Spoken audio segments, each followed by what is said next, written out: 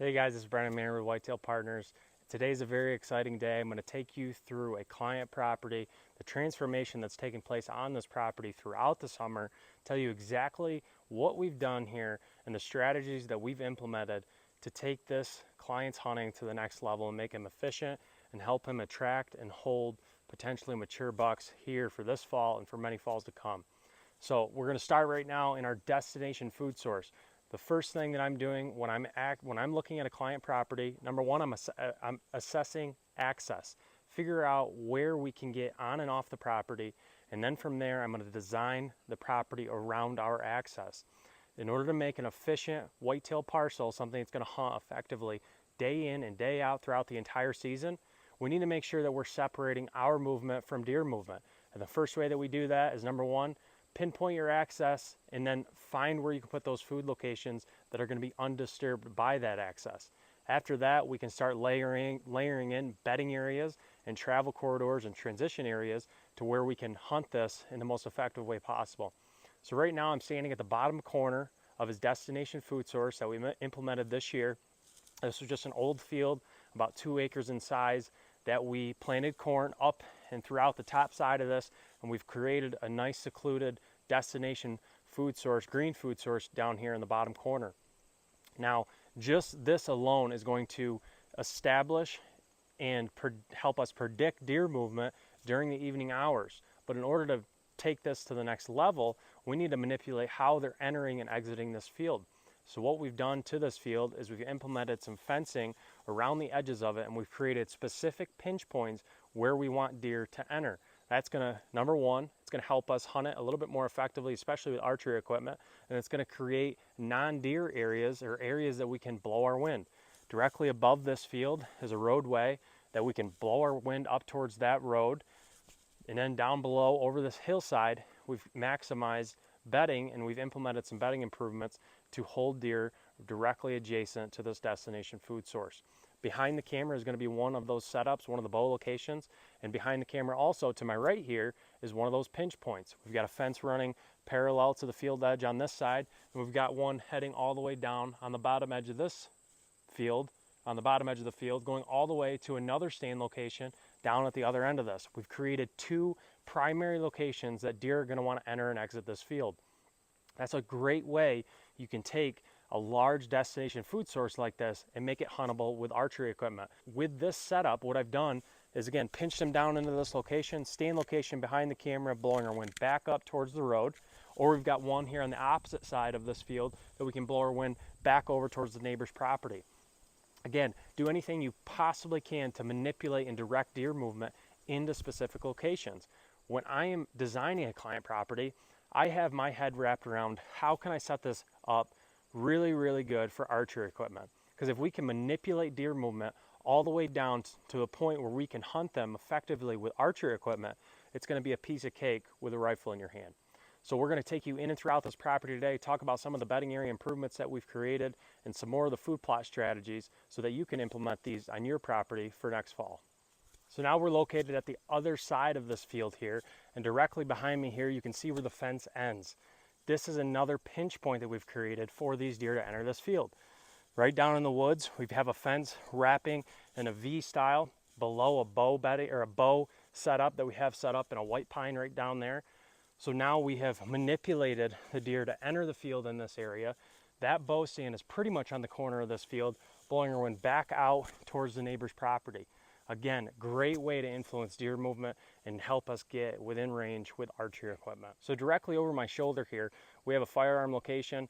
It's set a little bit further back than our bow setups, just for intrusion purposes, making sure that we're not having a big impact on deer movement. So setting these rifle stands a little bit further back, a place that's easier to get in and out of, is going to help us be a lot more effective and help this location be a lot more efficient in the future. And the deer movement in this location is not going to plummet throughout the season because we are worried about our entrance and exit and utilizing everything we possibly can to not spook deer off this location. So I set those firearm stands a little bit further back, but we still are utilizing these pinch points that we've created. We can still see both of those locations from this stand location. The further one might be 130 yards away, an easy firearm shot. So thinking about this process and how can we set up multiple bow stand locations, and then how can we have a little less impact on the deer when we're hunting with a firearm. If you're a guy that only likes to hunt firearm and only likes to hunt the gun season, it is going to be extremely easy to set up your property to not spook deer. It's much easier to set further back off the line of movement and not have any intrusion on deer movement compared to setting up a property for archery equipment. So again, we're utilizing these same practices or the same pinch points that we've created in this field and catching that evening time movement towards this destination food source. But again, we're set off a little bit further off that movement so we can get in and out of the stand without spooking deer. So now we're located just down over the ridge. The destination food source is just up over top of this hill. And this is going to be a great spot to catch a mature buck during daylight hours. I love to set up an inside travel corridor just adjacent to food plots like this one, because most times mature bucks are not going to be out in that destination food source during daylight hours. They just feel too open, there's not much security cover, and they're not going to expose themselves in those areas, especially during the hunting season. So now we're just down over the hill on a secluded travel corridor that's going to run parallel, or does run parallel, with that destination food source. And just over my right shoulder here, there's a stand location in a nice white pine. Again, I love evergreen trees to hunt out of. Hemlock are my favorite just because they don't have that sap component that you're going to have to deal with up there. Like that white pine, you're going to have to deal with a little bit of sap, but the amount of back cover that you have in that stand is amazing. It's tremendous. You're not going to have any deer spooking you. They're not going to daylight you because you have a good backdrop. So stand locations like that are awesome setups. Again, it's only 15 to 20 yards off this travel corridor, and this is an area that we can expect a mature buck to be walking through, especially during the rut, trying to catch some scent from the bedding areas down below, and possibly scent checking that food source up top and seeing if there's any does and estrus in this area. So easy in, easy out, no intrusion whatsoever on the woodlot.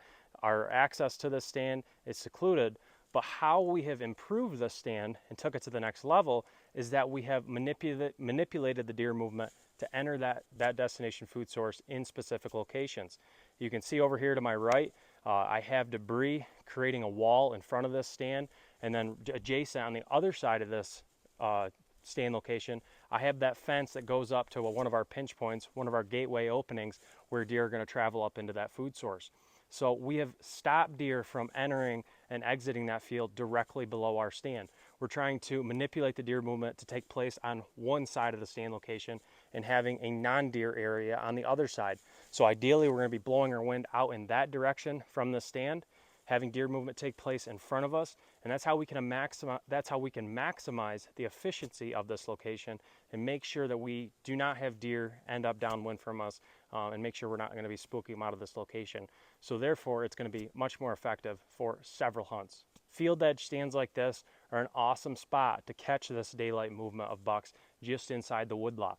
A lot of times you're going to see those mature bucks just in the woods or just in some sort of security cover. You're not going to be catching them out in that wide open field. So setting up stands like this, manipulating where they're going to be entering that field, and catching that movement just down over a hill like this stand location is a great way to set up for this fall. I'm going to be recommending that this client comes into this stand location possibly in the gray light for a morning hunt, mid-morning hunt, especially during the best time of year, beginning of November, end of October. That time frame when those bucks are cruising looking for does, this is going to be a primary spot for him to catch that mature buck during those daylight hours. So now we're located down towards the bottom of the property, and the way this property sets up is that the center of it and the majority of the property used to be an old pasture.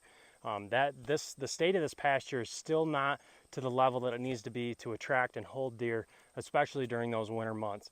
The majority of this growth out here is non-native cool season grasses or other non-native species, and the majority of it is herbaceous growth that's going to lie flat on the ground as soon as we get a couple heavy snowfalls. So what we're going to be doing in this area to promote better whitetail habitat is, first of all, this year we implemented about 100 spruce trees that we planted in and throughout this pasture in pockets, small pockets of about 10 trees per pocket, and we will add a few more in the future.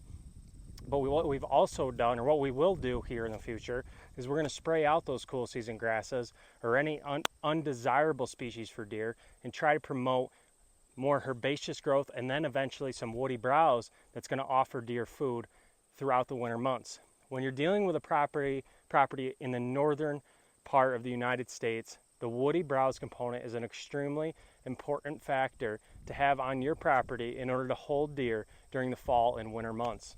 You hear a lot of habitat managers, a lot of wildlife biologists talk about how important it is to have herbaceous growth on your property, which I 100% agree with if you're managing large tracts of land. If you have 400 or 500 acres, then you can afford to have a lot of areas that you're managing in that early successional stage.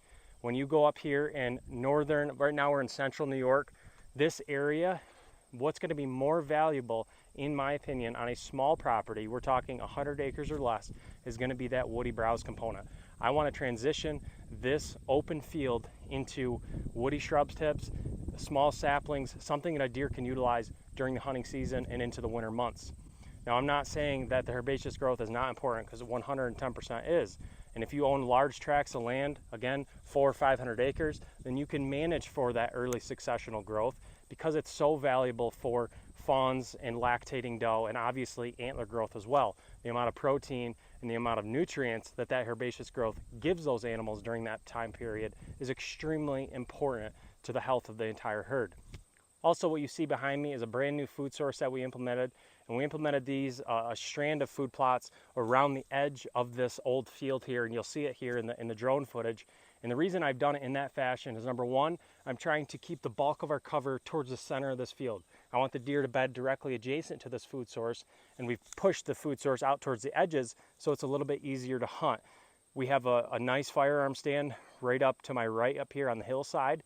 We've actually manipulated or transitioned that blind up the hill a little bit further, and we've completely altered the way that this client is hunting this property. You know, it's very common, and I'm definitely not picking on anybody, because it's very common when I go to a property and they're telling me, you know, how they're hunting their property and their strategies and the trails and the tree stand locations. What you're going to see is that it's a web effect throughout the entire property. They're pretty much crisscrossing, and they're utilizing the entire property for access. That is not what we want to do. We want to try to congregate and concentrate our access in specific locations and leave the majority of property to deer. So what we've done is we've moved that blind further up on the hillside, closer to their access, and by doing so, we have less of an impact on this field. Also, what they used to have is 2 other blinds hunting this same field right here. Both were very intrusive spots, very difficult to get to, and anytime they came off of the road, which slopes down towards this field here, they were blowing out any deer that possibly were utilizing this field. So again, we've pushed their hunting locations a little bit further back. We've pushed this the supplemental food source a little bit closer to their stand locations, and we've now allowed them to access in and throughout those stands without spooking out this field. Now, this field right here is not even close to reaching its full potential. Again, we need to spray out those cool season grasses, and we need to establish more desirable species for the deer in order to have this utilized throughout the entire hunting season. You heard me say that I've been planting some spruce trees in and throughout here, pockets of them. That is one major component that we need to implement in these open fields in order to have it be utilized all season long. As soon as the weather gets rough, as soon as we have some snowfall, an open field like this is not going to be utilized by deer, especially for bedding, because that's what we're trying to promote in this area. We want them to bed in this area, and we want them to browse in it as well. So adding those spruce trees are going to add that thermal component during the harsh winter months, and in 5 to 10 years, the value of this field is going to go up tremendously.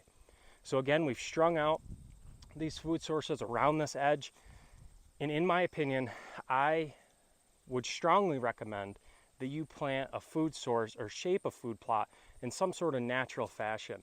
And a long meandering food plot, a trail plot, whatever you want to call it, in my opinion, is going to be much more effective than a large square or rectangular food plot. Now, in an open field like this, we can get away with planting a food source in this fashion because we have plenty of sunlight that's going to hit it. When you're dealing with a wood lot and you're trying to open up a food source in a wood lot, I still like trail plots or meandering natural looking food sources like this one, but you need to make sure that you're getting enough sunlight to that area. And how I do that is I edge feather the edge of those plots, especially on the deer side. So in this circumstance, The right side of me would be the non-deer side, because that's where we're hunting from, and the inside, towards the inside of the property, would be the deer side. So I'd be feathering the edge of the food source in that location. I'd be terminating any undesirable trees on that side, so we're stopping any nutrient uptake by those species, taking any nutrients and water from our food sources, and obviously we're opening up the canopy to get more sunlight to these food sources. So also another thing to point out with these narrow meandering food plots, something that looks natural like this, is we're creating a lot more edge. If you just planted a 1 acre food source, a rectangle or a square, and then you planted a 1 acre natural looking food source like this, a trail plot that meanders throughout the opening here, you're going to be creating a lot more edge with this food source.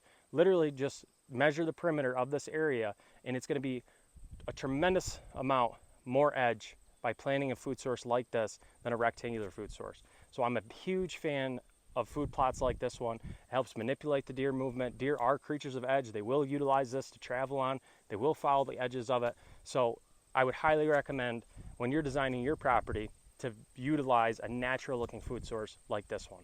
So now we're located on another portion of this small meandering food plot, this natural looking food source, this trail plot that goes around the edge of this opening, around the edge of this old pasture. Behind me you can see another box blind that we have here. We're going to brush that in a little bit better, help to seclude it, and possibly give us an archery shot into this small secluded food source right here. When you're doing, again, this goes into food plot strategy and how you're designing your property. My favorite thing is to have larger food sources connected by small trail plots, connected to smaller food sources, again, another trail plot to another large food source. However that is oriented, I like them to all be connected. This is, again, going to persuade deer to move around this area in a specific fashion. It's not going to happen every single time like that, but again, deer are creatures of edge. They will utilize this path of least resistance. They will meander their way through here and browse their way through here to the next food source. Also, what this does is it helps to separate our deer. We could have potentially 3 different doe family groups taking place in this food plot right here, the same food plot, without them ever knowing that one another is on these food sources. That helps to cut down on the social stress of your deer herd, and that's a huge component when it comes to the amount of deer that you can hold on your property, the overall health of the herd, the amount of mature bucks you can hold. The more we can segregate deer on your property and the larger we can make your property feel, the more deer you're going to be able to hold. So that's another great point to make when we're doing this food plot strategy, is to have these smaller secluded food plots connected with a trail plot, and obviously having some sort of cover in between those food sources, so a deer standing right where I'm standing cannot see where we just filmed that other portion on that other food source. This is, again, just an awesome way to make your property hunt more effectively and help you hold more deer here in the future. Now what we're going to do is I'm going to take you out towards our last food plot and explain how we're going to congregate deer and concentrate their movement into that location, and then we're going to head back up into the wood lot and talk about some of the bedding area improvements that we've done, some of the other strategies that we've done to segment that hillside and to help us maximize the amount of deer that we can hold here on this property. So now we're located back towards the wood lot. We're in the back corner of this large opening, this old pasture ground, and behind me again is one of the larger sections of that trail plot that we've been talking about this entire time. This area right here is going to help us concentrate deer movement down in this location, not only because of the food source that's here, but because of what we've done back up here in this wood lot behind the camera, which we're going to go to next. Another thing to point out is right where I'm standing on the edge of this plot, we're spraying to prepare for switchgrass, a switchgrass planting we're going to do next spring. So that's also going to help to segment and segregate this portion of this field and help deer feel comfortable in this location during daylight hour. So again, we're maximizing this property. We're making it feel much larger than it actually is by segmenting it and making secluded portions of it to where, again, deer can feel comfortable during those daylight hours. So now I'm going to take you back up into the woods for probably one of my favorite things to do when it comes to habitat improvement, is implementing that timber stand improvement, that forest stand improvement. It's something that I would say 95 to 99% of the properties I walk on, no client, no hunter generally does anything with their woodlot other than have a forester come out and increase the overall timber value and possibly do a timber harvest for financial reasons, which I completely understand. and there's not a lot of woodlots that are strictly managed for wildlife, and that's what we've done here with this property, and that's what we're going to continue to do this property in the future. Because habitat management, it's not a one and done deal. You don't just do it once and just let your woodlot sit there. Eventually succession will take place and that will become a mature woodlot once again. So going back in every year or every other year and doing some sort of disturbance is highly advised, and it's something that I'm going to advise this client to do as well. So now we're going to walk up there, talk about some of the strategies that we've implemented, and talk about how we plan on stacking as many deer as we possibly can on this hillside that's going to overlook this old pasture. So now we're back up on the hillside directly above that food plot that we were just in. I'm only 75, 80 yards up on the hillside from here. And just the way this property sets up, it's almost like a bowl.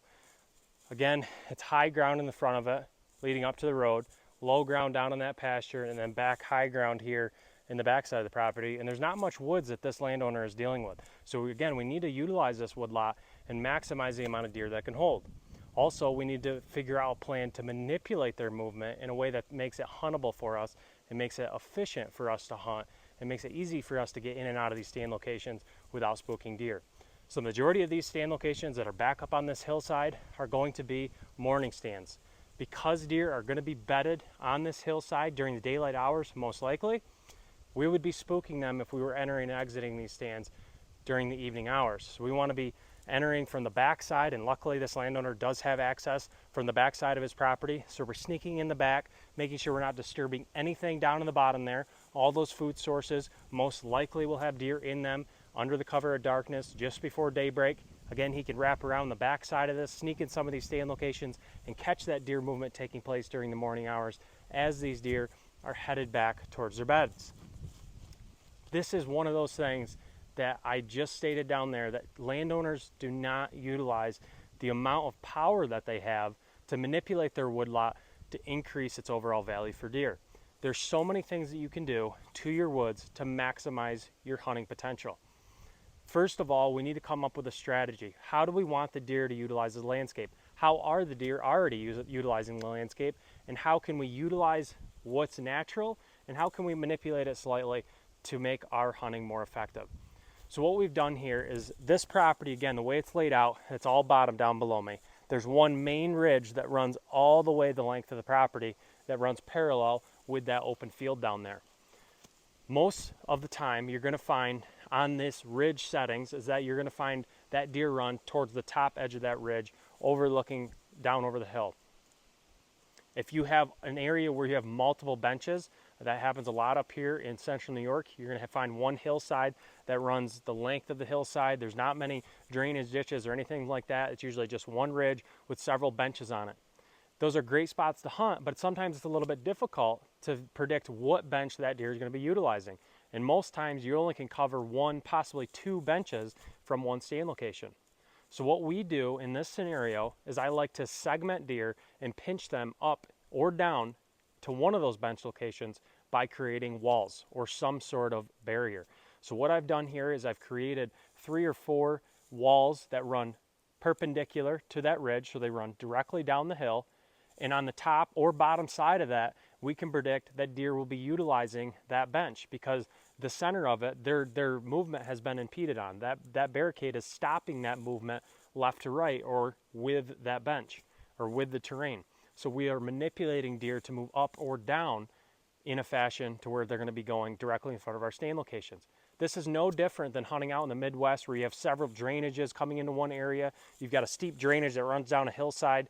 Most likely, several times, you run to the top of that drainage and there's going to be a beautiful trail right off the top edge of that drainage. So we're doing the same exact thing, but we're using barricades or slash piles to create this movement and this pinch point.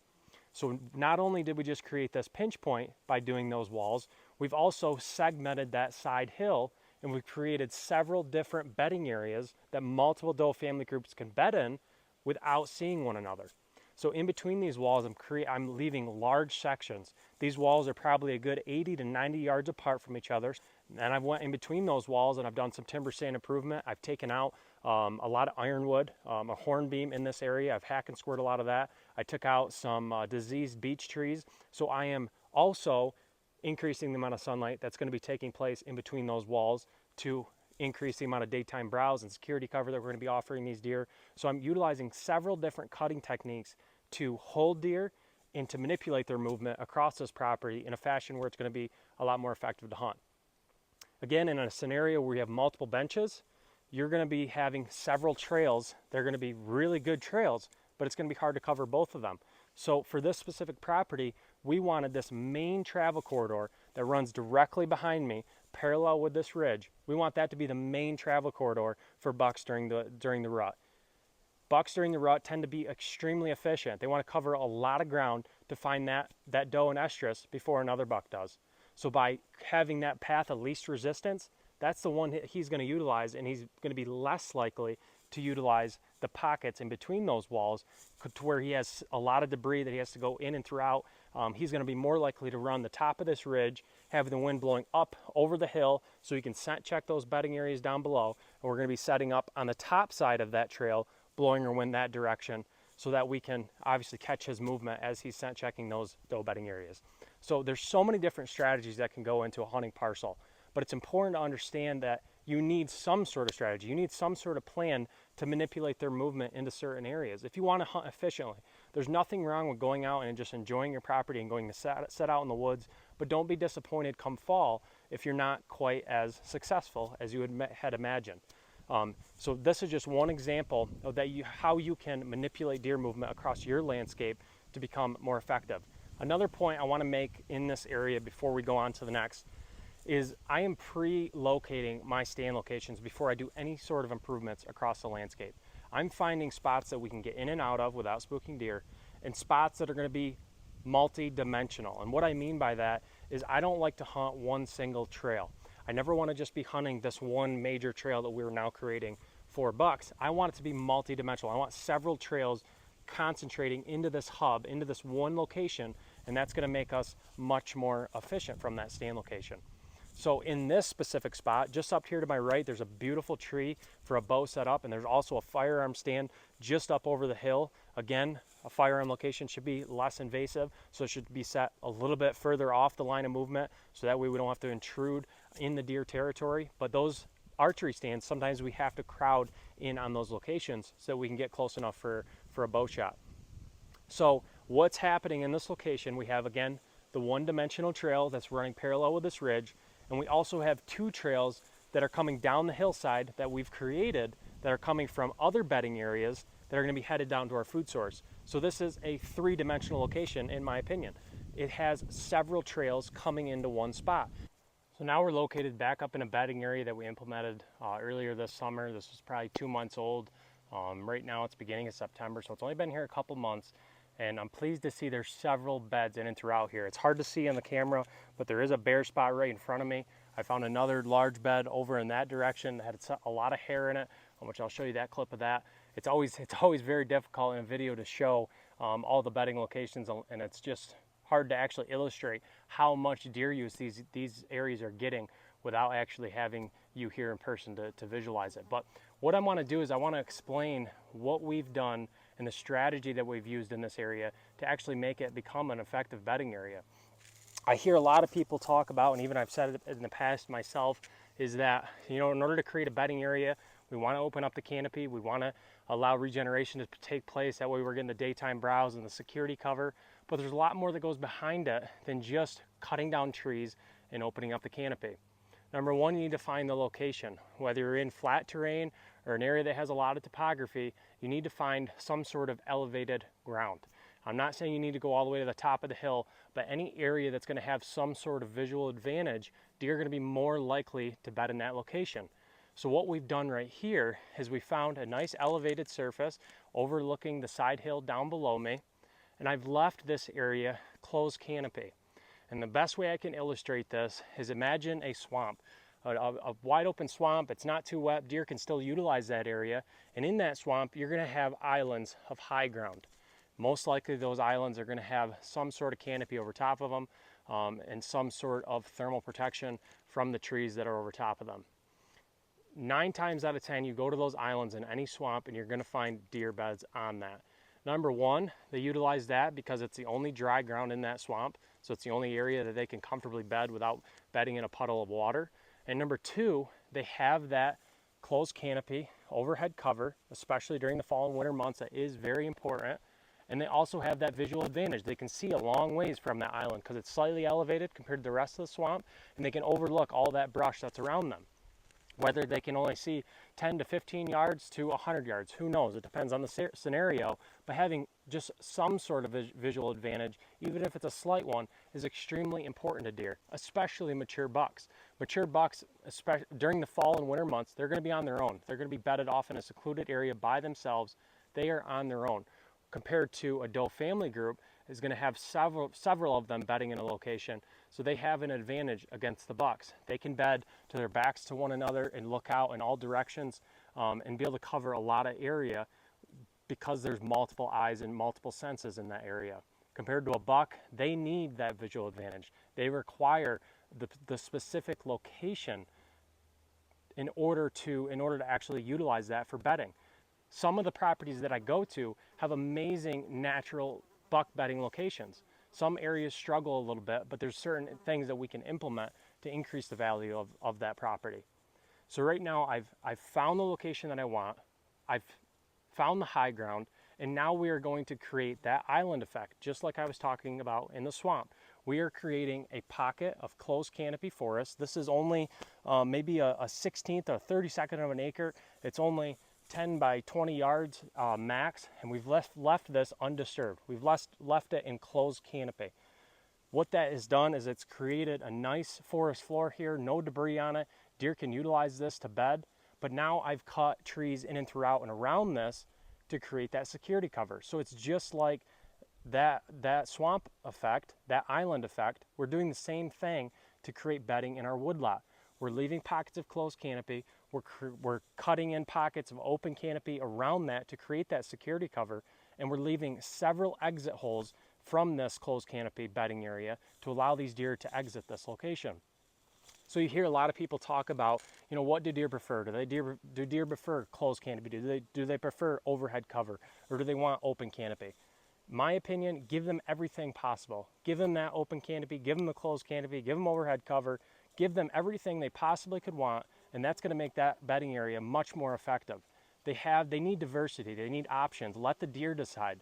Allow them to bed underneath here if they want. Maybe it's a nice sunny day and it's in the winter, and maybe they are cold and they want to get out in the sunlight and have that sun warm them up. Allow them to bed adjacent to this closed canopy and allow them to get that sunlight. So the more diversity that we can give the deer herd, and the more that we can pack in all those elements in a small bedding area like this, that's going to make your small property much more effective. Even larger properties, we're utilizing the same techniques on larger properties, but instead of this bedding area only being an acre in size, this might be 10 acres in size, just depending on the specific scenario.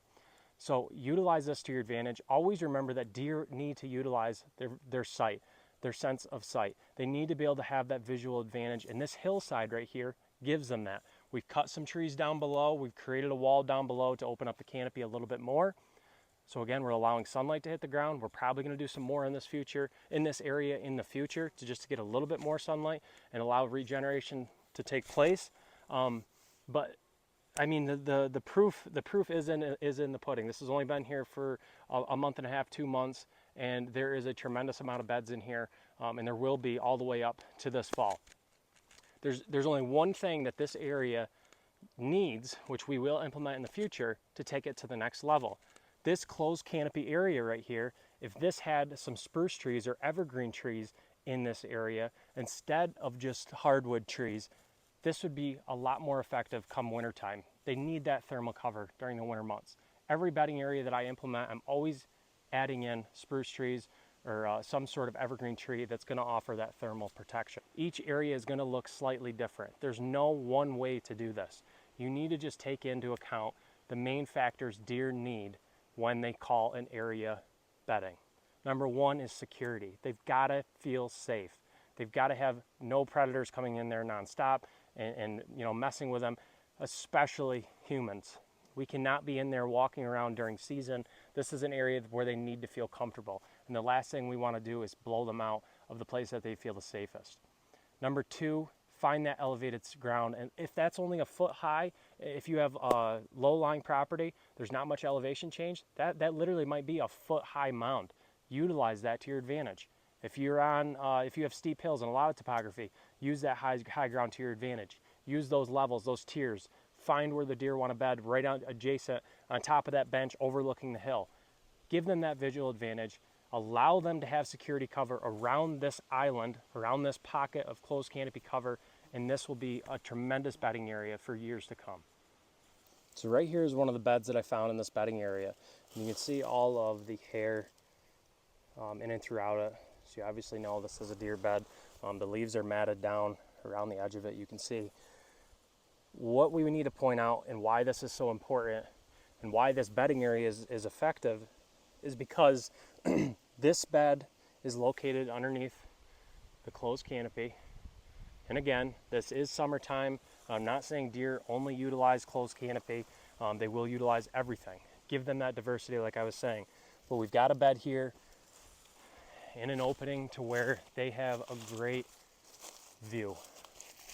You can see the cutting that we've done down below here. This is a wall of cover. They've got a great escape route going out in that direction. And that goes out towards a travel corridor that leads to a stand location. Down below this wall is our destination food source. We've got another escape going down this side over here. So they've got several options to get out of this location, but they have all of this side cover. Over here is more hinge cuts that we've done. Down there is hinge cuts. Up behind, we've done a little bit of hinge cutting to give them a little bit of security cover behind. So we could definitely add to this area in the future, but right now it is extremely effective. Deer are utilizing it. And those are the elements that I'm trying to implement when I'm creating a bedding area. So now behind me, you can see a firearm location. Just down over the hill is where the bow location is going to be. To my right is that main travel corridor that we've been talking about that runs parallel to the top of that ridge. This stand location was placed here because it's multi-dimensional. It's got that one that's running parallel with the ridge. It's got several trails coming around it, down in front of it. So there's 3 main trails that are all segregating or intersecting down below that stand location. How we've also maximized this location is we have created another wall that runs up behind this stand up to the property line. So we're stopping deer movement from moving left to right or with the ridge behind the stand. We have a wall that runs down over the hill on the other side of the travel corridor just to my right. And that has now created a gateway for deer to travel if they want to run with the ridge. So again, just another great method that you can utilize when you're dealing with ridges like this in hill country or wherever you're located. However you want to manipulate deer across your landscape, you can utilize these walls and these barricades and leave gateways for deer to enter and exit and travel across the landscape. These gateways, I like to leave a good 20-yard opening at least. I do not want them to be confined. I do not want a 5-10 foot opening. I want it to be very nice and wide. I don't want deer to feel confined and trapped in that area. So we're going to travel down this main travel corridor now. I'm going to show you a couple of the walls that we created and see what they look like. We'll look at a couple of the hack and squirt things that we've done. And then there's another main portion of the property down in a white pine hemlock swamp that I kind of want to show you what we've done there to increase the value of that as well. So now we're standing on this hillside directly adjacent to one of these barricades that we've implemented. So behind me you can see the barricade is about 5 to 10 yards wide, and I get this question a lot from clients. How wide should the barricade be? There's really no set way. All we need to understand is what we're trying to accomplish with this barricade. It's supposed to be an impenetrable wall, an area that deer do not want to pass through. So however wide you have to create that in order to get that desired outcome, that's how wide it needs to be. There is benefits to going wider. Obviously, the wider the barricade, the more sunlight that's going to be letting into adjacent areas. And like I was explaining earlier, what we've done is we've created several of these walls down this ridge. Now we have this open areas, these areas in between these walls that the deer have plenty of space to move in and throughout. Now we've implemented some forest stand improvement. We've done some hack and squirt on subordinate species such as diseased beech trees, such as hop hornbeam and hornbeam, otherwise known as ironwood. So we're taking out those subordinate species in between these walls. We're trying to get sunlight to the ground in this area, and we're trying to promote deer bedding areas in and throughout these walls. It's done a great job to segment this hillside and create different pockets where different family groups of doe or possibly bucks can bed without knowing one another is there. So it's cutting down on that social stress, which is extremely important. So now what I'm going to do is I'm going to take you down to an area, a hemlock swamp, that we also implemented some improvements, and kind of explain the strategy on how I cut in swamp areas or in lowland areas. Again, look at your regulations in your area. Make sure that you're not doing improvements in an area that is a defined wetland by your local DEC or whatever you have in your state. A lot of those areas have restrictions on them and what you actually can do to improve those areas. So make sure that you do your research before you go ahead and do it. And then once you realize, okay, I do have control over this area, I can implement some sort of habitat improvements, then we can start to utilize and talk about how we can improve that for deer, and depending on whether you want bedding or transitional security cover, how we can go about doing that in that specific area. So this is the start of the hemlock swamp down below me. And the first thing we've done to this spot, and I'll show you guys on the map here, we'll zoom out and look at the map, but over to my left, that's where the main open field is to my left. That's where all the destination food sources are, leading up to that main cornfield, which is actually directly across this hemlock swamp, back up towards the road up on the hillside. So the first thing I wanted to do was pinch deer down and allow them to move from bedding areas in the hemlock swamp out to that open field in a specific manner. So what I've done is I've implemented another barricade running just right here to my left, all the way from here, all the way to the bottom of the swamp, where it gets really, really wet, where I don't predict deer will be moving, at least not by choice. So this goes from here all the way down to that location. So any deer bedded down in that hemlock swamp, any deer bedded down in that hemlock swamp now has to come up and around this barricade directly in front of a stand location up behind the camera. We've done the same thing with that stand location. We have another barricade running from that stand location about 75 yards all the way to the boundary line. So we've stopped any deer movement taking place from behind that stand location. We've stopped any deer movement taking place from down in the bottom headed straight out to that field. And we've now created a nice gateway for them to have to utilize if they want to get out to those destination food sources. So that's really all that we've done here. We've manipulated their movement to take place in certain locations and make those locations be huntable locations. So it's a perfect setup. Just up above the camera is the top of the ridge. That's where the stand location is going to be, and that perfect gateway for them to travel through is right there as well. So now we're down in the bottom of the swamp, and this is just like many swamps that you're going to see. This is a hemlock swamp. There's a lot of mounds in these areas, and there's a lot of low-lying areas that are actually holding water. So I have a saying that I go by when I'm trying to manage a swamp and increase the overall value for deer. If it's dry, leave it high. And what I mean by that is if it's a dry area, which is usually the high ground, leave the trees high. Leave that forest floor open in those areas. And these areas could be as small as a 5 foot by 5 foot area all the way up to a 20 yard by 20 yard area. It does not matter. But if it's really nice dry ground, put that up in the air, leave the trees high, let them have that closed canopy forest and allow them to bed underneath there. And then we're taking low-lying areas like the one that was directly behind me right here.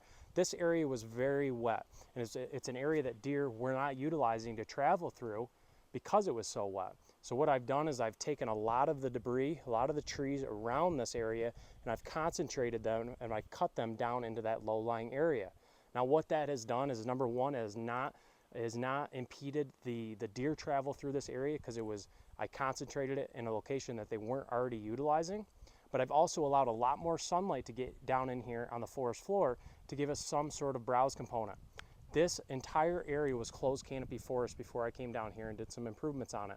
There was not a deer track to be found. There was no winter browse. There was a tremendous amount of winter thermal cover, but there was no browse component to really make this a true bedding area. So now by implementing this technique in and throughout here, we have now increased the overall biomass that's going to be found here on the forest floor, so that we now have the thermal protection, the high ground where deer want to bed, and we also have that daytime browse that they've been looking for. So if you have a low-lying area like this is a tremendous way that you can add value to that area and increase the amount of deer activity that you're going to be seeing in there. So in and throughout this entire section, this is probably a 10-acre section, we have several pockets of debris in low-lying areas. We've left this high ground for them to bed on, and there's also, the way this property's set up, there's a really nice high ridge. It's only, again, 1.5 feet, 2 foot in elevation change, but that is enough to be dry ground that runs parallel with the creek bottom, that runs right out to that field, that we actually stopped the movement. We stopped it and made them go up along that wall, up to the top side of our wall, the pinch point and the gateway that we made in front of our stand location. So it's really nice high ground for them to travel around this location and directly up to our stand. So if you have a swamp like this, don't be afraid to go in there, find those high ground, find where deer are actually going to want to bed because it's dry, they have that visual advantage. Take the trees that are adjacent to wet holes like this, drop the debris in there, create some open pockets, allow that sunlight to come in and hit the forest floor, and this is going to be utilized by deer for this season and many seasons to come. This is only going to get better. You can see behind me in this opening, we have a bunch of jewel weed that's coming up, highly desired by deer. It's really only a summer crop for them, but you can see in there that there's been plenty of browse taking place on that, and that would not be here if we did not get a little bit of sunlight taking place back in this area. I love low-lying areas, I love wetland areas, and there's plenty of things that you can do as long as you are in the regulations of your state. Again, check those before you do anything in areas like this. But there's many things that you can do if it's not regulated to increase the overall value for deer and other wildlife. So as you can see right now, we're located at the opposite end of this wall. This wall goes all the way up to the top of that ridge where I did the short clip earlier. And now we are at the base of that wall, and the creek runs directly adjacent, and the true swampy area is located out there. So we have now pinched deer down into two locations. One at the end of this wall, and then at the other end of the wall, we have another location that deer are going to be utilizing. Now I want to show you, this has only been implemented for a month and a half, 2 months at most, and what we have already down in here is a tremendous amount of deer sign crossing right here. So it has not been here very long, but they do adapt very quickly. They are animals that will take the path of least resistance, and if you create these barricades in a way across your property that are going to pinch deer down into specific locations in front of your stands, it could be really, really effective. Thank you guys for tuning into this episode where we went over this client property and the transformation that we did on it throughout this year and this summer. I'm super excited for this client this fall to see the results. The camera pictures are already showing tremendous results, and I can't wait to see his success after this fall. Also, if you guys are looking to do this on your property, we have regional experts all over the eastern United States. Actually, we're even stretching beyond that up into Canada, and we've done some out west as well. So don't be afraid to reach out to one of our regional experts, and that's why Whitetail Partners is so much different than any other consulting service, is because we have regional experts, people that actually live and hunt in these specific locations, so they understand what's taking place.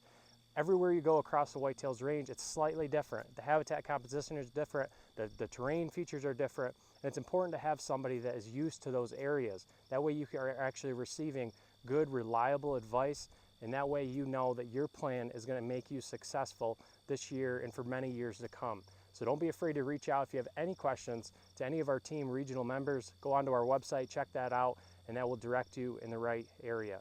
But thank you again for tuning in, and I look forward to doing another one of these videos on another client property in the future.